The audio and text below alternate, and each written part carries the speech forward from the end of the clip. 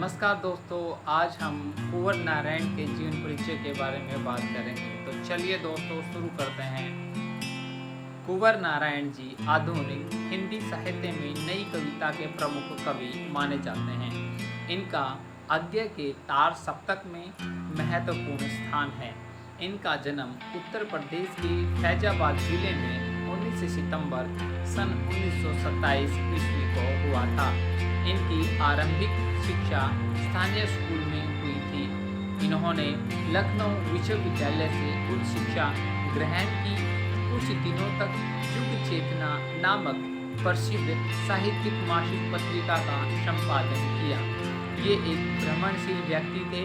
इन्होंने Czechoslovakia, Poland, रूस और चीन आदि देशों का भ्रमण किया था। इनकी प्रमुख रचनाएं जो हैं वो निम्नलिखित हैं। रचनाएं श्री कुंवर नारायण जी अद्य के द्वारा संपादित तीसरे सप्तक के प्रमुख कवि हैं। ये बहुमुखी प्रतिभा से ओत-प्रोत साहित्यकार हैं।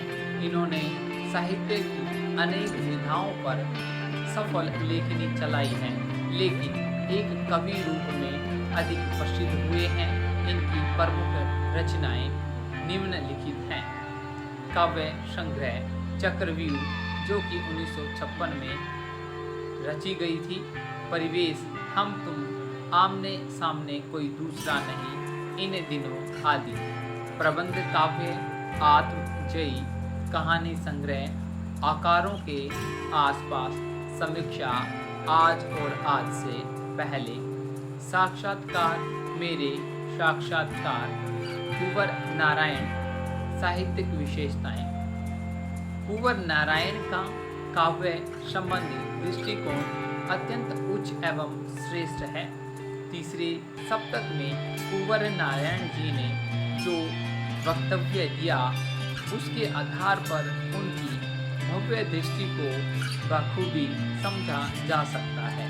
उनकी काव्य चेतना अत्यंत श्रेष्ठ है।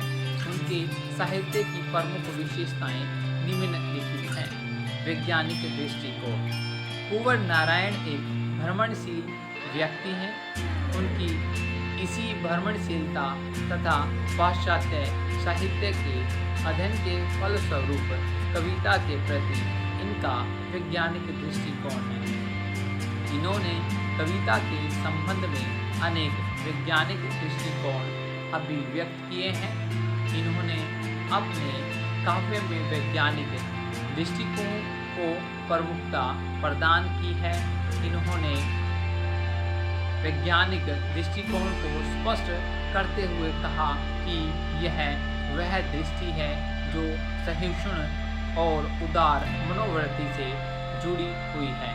वैज्ञानिक दृष्टि जीवन को किसी पूर्वाग्रह से पंगु करके नहीं देखती, बल्कि उसके प्रति एक बहुमुखी सतर्कता बरतती है। विचार पक्ष की प्रधानता।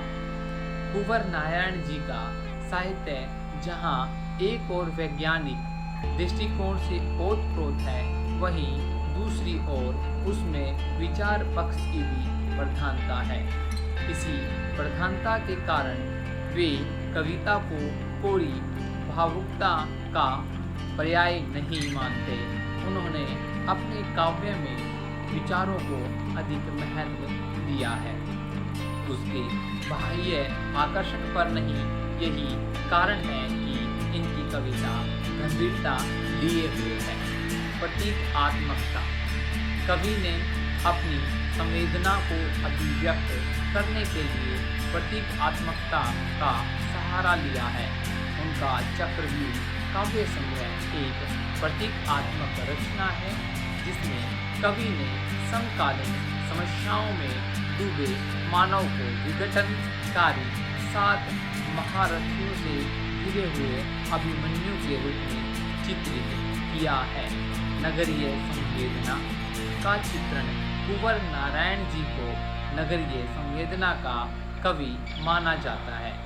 यह पक्ष उनके काव्य में स्पष्ट झलकता है। उन्होंने नगर तथा महानगरीय सभ्यता को अपने काव्य में यथार्थ चित्रण किया है। सामाजिक चित्रण। कुंवर नारायण जी सामाजिक चेतना से ओतप्रोत कवि हैं। उन्होंने अपनी रचनाओं में समकालीन समाज की यथार्थ झांकी प्रस्तुत की है। आत्मजयी प्रबंध काव्य में नचिकेता के व्यंग के माध्यम से सामाजिक जीवन का सजीव चित्रांकन किया है। सामाजिक रहन सहन ऊहापोह आदि का इनके काव्य में यथार्थ चित्रण हुआ है। मानवता